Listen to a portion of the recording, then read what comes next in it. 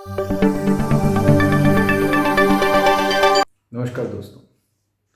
दोस्तों पिछले हफ्ते बावजूद इसके कि निफ्टी के डेली चार्ट्स नेगेटिव थे, हमने शॉर्ट जाने से मना किया था कि आप शॉर्ट जाना शायद सही नहीं हो। इनफैक्ट हाई रिस्क ट्रेडर्स के लिए हमने ये कहा था कि 11,300 में लॉन्ग जाना अच्छा रहेगा।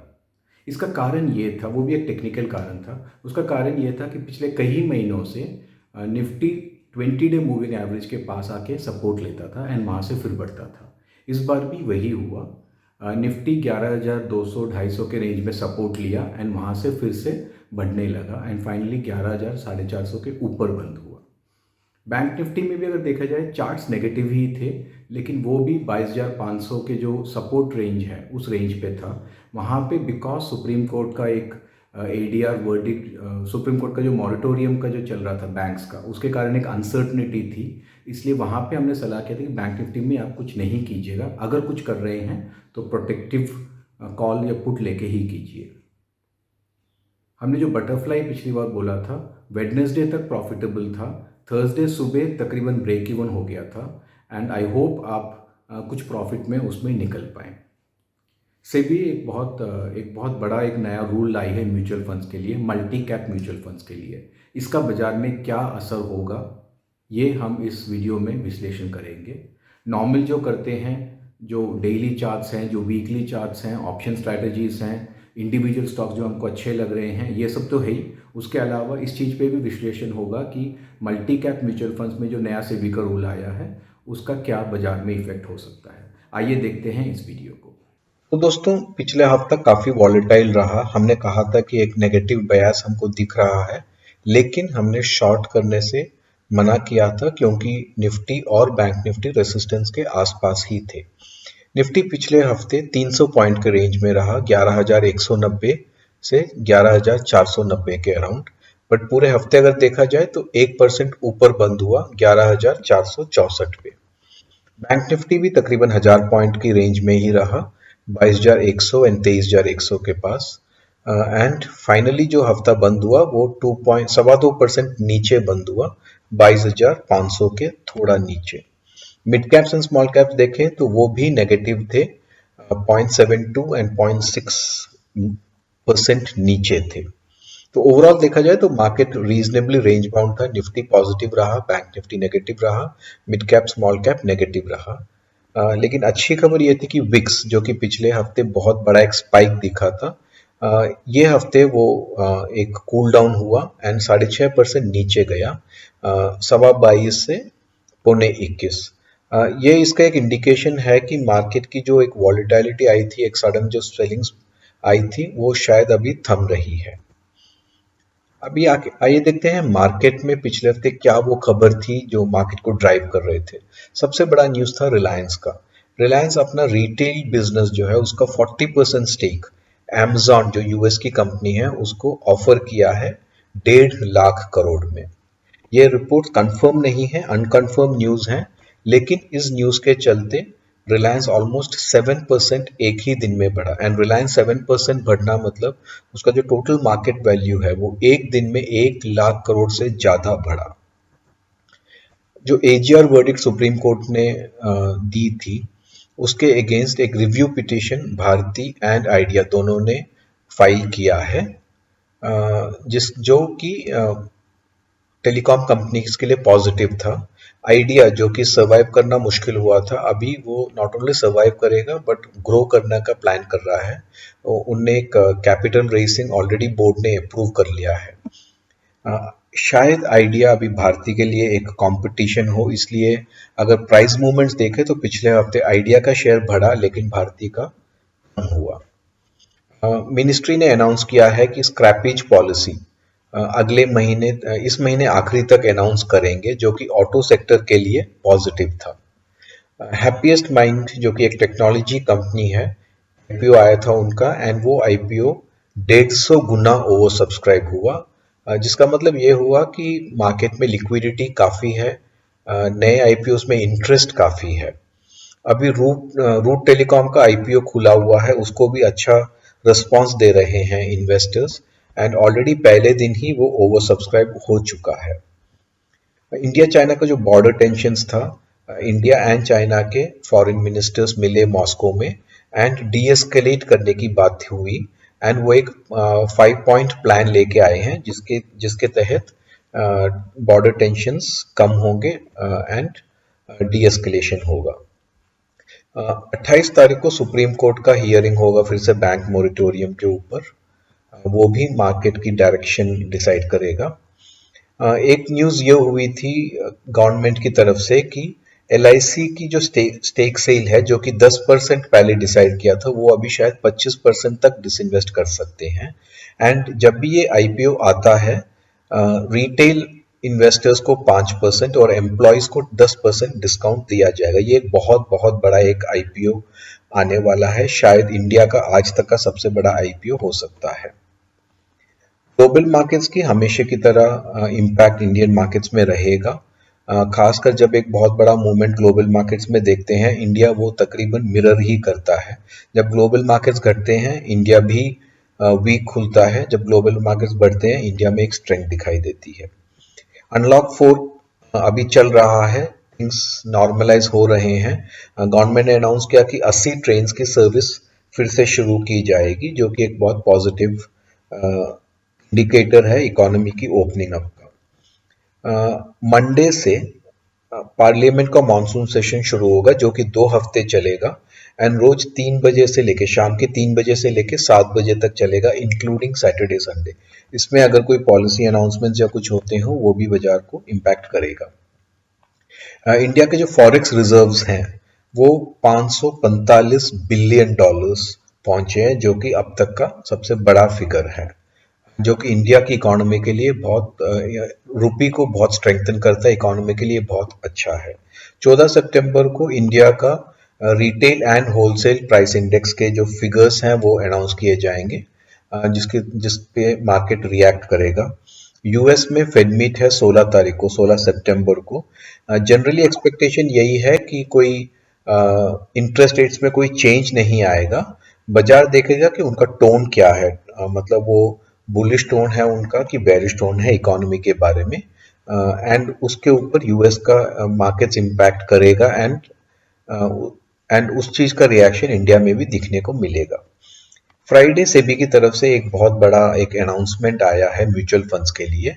म्यूचुअल फंड्स में मल्टी कैप फंड्स होते हैं, जो कि अलग अलग टाइप की कंपनीज में इन्वेस्ट करते हैं। उनको परमिशन होता है कि वो किसी भी कंपनी में, लिस्टेड कंपनीज में इन्वेस्ट कर सकते हैं। अभी जो नया रूल आया है उसके हिसाब से कम 25% of the funds mid cap में एंड 25% स्मॉल कैप में होना चाहिए फरवरी 2021 से। फिलहाल मल्टी कैप्स ने मिड कैप्स में 19% और स्मॉल कैप्स में सिर्फ 8% इन्वेस्ट किया हुआ है। इसका एक बड़ा impact mid and small caps में दिखाई दे सकता है। अभी कई बार होता है कि बाजार बढ़ रहा है लेकिन इन्वेस्टर्स को उसका फायदा नहीं मिलता है, बिकॉज उनके पास generally small and mid caps shares रहते हैं एंड वो उतने नहीं बढ़ते हैं जितने लार्ज कैप्स बढ़ते हैं। तो ये जो नया रूल सेबी का आया है, इसका एक अच्छा इम्पैक्ट पड़ सकता है mid cap and small cap में। इमीडिएटली बहुत बड़ा रिएक्शन नहीं आएगा क्योंकि टाइम है, अभी 4-5 महीने और बचे हुए हैं, लेकिन long term mid cap and small cap के लिए, मीडियम टू लॉन्ग टर्म, ये अच्छा मूव है सेबी का। इंडियन इंश्योरेंस रेगुलेटरी अथॉरिटी ने गवर्नमेंट को रिक्वेस्ट किया है कि इंश्योरेंस पे जो जीएसटी लगता है 18%, उसको घटा के 5% लाया जाए। अगर गवर्नमेंट ये एग्री करती है तो इंश्योरेंस कंपनीज के लिए एंड जनरल पब्लिक के लिए बहुत अच्छा हो जाएगा, क्योंकि 13% इंश्योरेंस कॉस्ट एक साथ कम हो जाएगा। गवर्नमेंट में एक नए स्टिमुलस की भी बात चल रही है, ग्लोबल मैन्युफैक्चरिंग इंडिया में लाने के लिए एंड इंडियन मैन्युफैक्चरिंग सेक्टर को बूस्ट करने के लिए एक production linked incentive scheme government ला सकती है। एंड ये ऑटोमोबाइल्स के लिए, सोलर पैनल्स के लिए, अप्लायंस कंपनीज के लिए, specialised pharma companies, textile industries, इन सब इंडस्ट्रीज के लिए ये एक नया प्रोडक्शन लिंक्ड इंसेंटिव्स आ सकता है, जो कि अगेन मार्केट के लिए बहुत पॉजिटिव है, कंपनीज के लिए बहुत पॉजिटिव है। तो ये सब हैं मार्केट ड्राइवर्स जो कि आने वाले टाइम में मार्केट्स को ड्राइव करेंगे। अब देखते हैं एफआईआई और डीआई एक्शन क्या रहा। फॉरेन इंस्टीट्यूशंस ने पूरे हफ्ते तकरीबन 150 करोड़ रुपए के शेयर बेचे हैं। इनफैक्ट थर्सडे तक ऑलमोस्ट 1700-1800 करोड़ रुपए के शेयर बेच चुके थे, लेकिन फ्राइडे उनकी बहुत बड़ी बाइंग आई, जिसके कारण नेट उनका सिर्फ 150 करोड़ की सेलिंग रही ये हफ्ते। लेकिन इंडियन इंस्टीट्यूशंस पूरे हफ्ते सेलर्स ही रहे एंड तकरीबन 1500 करोड़ रुपए के शेयर्स उन्होंने इस हफ्ते बेचे हैं। अब चलते हैं निफ्टी चार्ट्स की तरफ। अब अगर आप निफ्टी चार्ट्स देखें तो मंडे खुला था तकरीबन सेम लेवल्स में, फ्राइडे के लेवल्स में, एंड उसके बाद ट्यूसडे वीक रहा मार्केट। वेडनेसडे गैप डाउन खुला, यूएस के मार्केट्स के रिएक्शन में एक गैप डाउन खुला, ये बहुत नीचे खुला था लेकिन वहां से छोटी सी एक बाइंग दिखी। थर्सडे रिलायंस का अमेजॉन को जो न्यूज आया उसके कारण रिलायंस काफी बढ़ा एंड अपने साथ निफ्टी को भी ऊपर खींच लाया। फ्राइडे अगर देखा जाए तो जो इतना बड़ा मूवमेंट, ऑलमोस्ट 250 पॉइंट का मूवमेंट निफ्टी में आया था, लेकिन फ्राइडे वो मोमेंटम वो मेंटेन कर पाया, एक करेक्शन नहीं बल्कि एक ग्रीन कैंडल यहाँ फॉर्म हुई, जिसका मतलब वो जो बुलिशनेस है वो सस्टेन कर पाया फ्राइडे भी। तो चार्ट्स अगर देखा जाए 3 दिन से एक हायर हाई पैटर्न दिखा रहे हैं, एक पॉजिटिव बायस दिखा रहे हैं। हमने पिछले वीडियो में कहा था कि मार्केट निफ्टी जो है तकरीबन उसके 20 डीएमए के आसपास है एंड पिछले कई बार से 20 डीएमए पे उसने सपोर्ट लिया है, इस बार भी लेने के चांसेस हैं। इसीलिए हमने निफ्टी में शॉर्ट बिल्कुल नहीं रेकमेंड किया था, इनफैक्ट लॉन्ग जाने का रेकमेंड किया था। हमको लग रहा है चार्ट देख के कि हो सकता है अभी यहां से निफ्टी फिर से अपना अपवर्ड जर्नी शुरू कर ले। वीकली चार्ट्स में देखा जाए तो एक बहुत बड़ा रेड कैंडल आया था उसके बाद ये हफ्ते, लेकिन अगर देखें उसके भी नीचे गया, लेकिन वहां से एक बाइंग रही एंड 11,200 के लेवल में एक बाइंग इमर्ज हुई थी एंड फाइनली जब बंद हुआ निफ्टी ऑलमोस्ट हाई के पास ही बंद हुआ।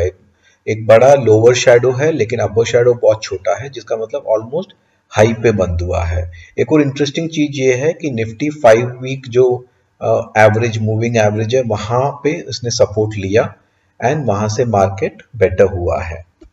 तो both weekly and daily candles Nifty को यही संकेत दे रहे हैं कि निफ्टी वापस अपना बुलिशनेस रिज्यूम कर सकता है। बैंक निफ्टी की लेकिन अलग स्टोरी है। बैंक निफ्टी ने निफ्टी को अंडर परफॉर्म किया।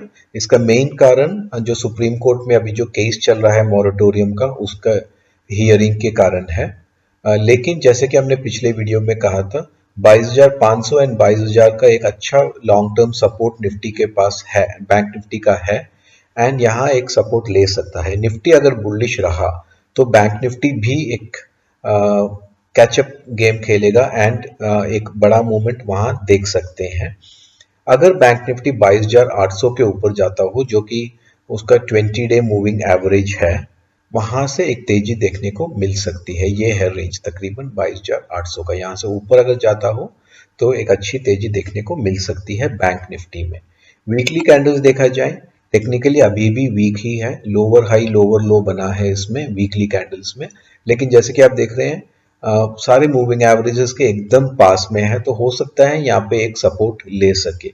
एंड एक चीज ये भी याद रखने का है कि निफ्टी और बैंक निफ्टी अपने रीसेंट हाई से ऑलमोस्ट 3,000 पॉइंट करेक्शन दे चुका था। इस लेवल में शॉर्ट करना मे नॉट बी गुड, खासकर जब यहाँ बहुत सारे सपोर्ट लेवल्स मौजूद हैं। तो आउटलुक हमारा क्या है, अगर समराइज करें तो निफ्टी ने अपने 5 week average and 20 day moving average पे सपोर्ट लिया है एंड अभी एक बुलिश बयास दिखा रहा है, बढ़ने के संकेत ज्यादा दे रहा है। हमने पिछले वीडियो में कहा था कि जो हाई रिस्क ट्रेडर्स हैं वो 11,300 के लेवल में ले सकते हैं। अगर उन्होंने वो पोजीशन लिया है तो वो कंटिन्यू कर सकते हैं अपनी पोजीशंस में। अगर 11,500 कवर करता है तो 11,650 इसका नेक्स्ट सपोर्ट होगा एंड देन इसके ऊपर का अगर क्लोज करता हो तो प्रीवियस हाई जो था 11,800 के पास यहां आने की ट्राई कर सकता है निफ्टी। डाउन साइड अगर देखा जाए 11,350 में एक सपोर्ट है, जिसके बाद 11,200 में एक बड़ा सपोर्ट निफ्टी को है। बैंक निफ्टी जब तक ये सुप्रीम कोर्ट का केस खत्म नहीं होता हो एक बहुत बड़ा मूवमेंट नहीं आएगा, क्योंकि वो अनसर्टेनिटी बनी रहेगी, लेकिन सपोर्ट लेवल के पास होने के कारण एक कैचअप गेम इसमें भी आ सकता है। 22,800 के ऊपर बुलिशनेस ही लग रहा है हमको एंड 22,000 500 की रेंज में इसमें एक अच्छा सपोर्ट है। अब चलते हैं ऑप्शन स्ट्रेटजीज में। इस बार सिंस हमको बैंक निफ्टी ज्यादा सेफ लग रहा है, निफ्टी तो बुलिशनेस दिखा रहा है, लेकिन bank Nifty since support levels के पास में है, हम इस बार एक बैंक निफ्टी में ऑप्शन स्ट्रेटजी रेकमेंड कर रहे हैं। इनफैक्ट हमको जो अच्छा लग रहा है वो बता रहे हैं आपको। यह है एक बुलिश बटरफ्लाई बैंक निफ्टी में। इसमें आप 22,700 का एक कॉल लीजिए एंड 23,000 के 2 कॉल बेचिएगा, एंड वो हेज करने के लिए 23,100 का एक कॉल लीजिएगा। तो आपकी पोजीशन चारों तरफ से हेज हो जाती है, आपका कहीं भी अनलिमिटेड लॉस नहीं होता है।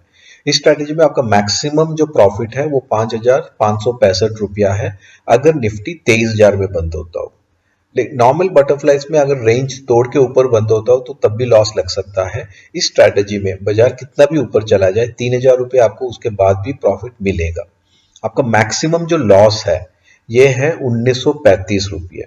तो अगर आप रिस्क रिवॉर्ड रेशियो देखें तो 1:2.5 का रिस्क रिवॉर्ड रेशियो है, लेकिन इसमें भी बेटर करने के लिए हम ये सजेस्ट करेंगे कि इस स्ट्रैटेजी में अगर आपको 1,000 रुपये का loss on a closing basis अगर दिखता हो तो ये पोजीशन आप एग्जिट कर लीजिएगा, बट चांसेस ज्यादा इसके हैं कि बैंक निफ्टी यहां से बढ़ सकता है, एंड ये एक रीजनेबली अच्छी स्ट्रैटेजी आपके लिए हो सकती है।